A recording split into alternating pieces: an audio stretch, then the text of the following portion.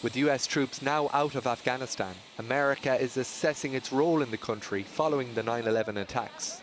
Euronews presenter Stefan Grober asked Gil Barndollar, a former Marine and now senior research fellow at the Center for the Study of Statesmanship, if invading Iraq and Afghanistan accomplished anything.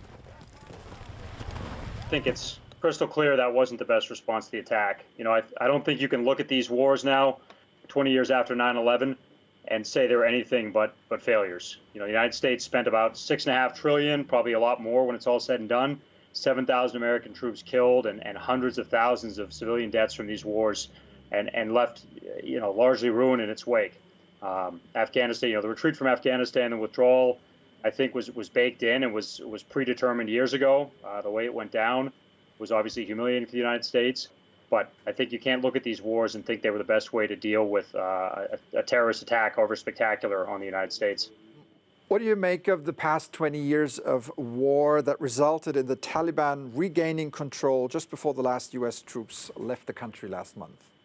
I think it's a testament to 20 years of hubris and really self-deception by the United States.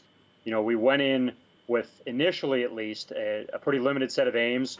The goal was to overthrow the Taliban, teach them a lesson, and decimate al-Qaeda. And all of that really happened, despite not getting bin Laden, within the first 6-8 months of the campaign. So everything that followed was again, no other way to put it, a disaster. The United States tried to build a stable, centralized, to some extent westernized country in Afghanistan, and that was a complete failure. And those ambitions were always wildly unrealistic. Should the U.S. and their allies go back to Afghanistan at some point?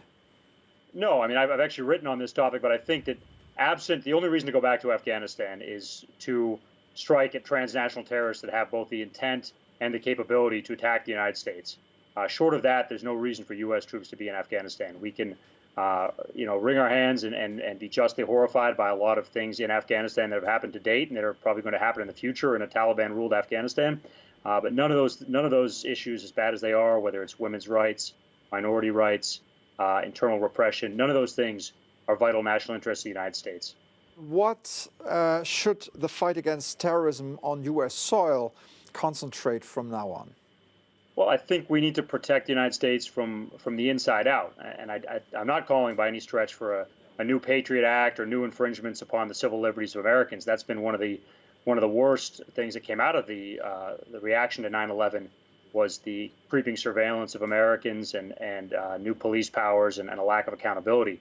But we need to focus on protecting Americans in the United States. We have ample tools to do that. I think it's a very different world than it was 20 years ago.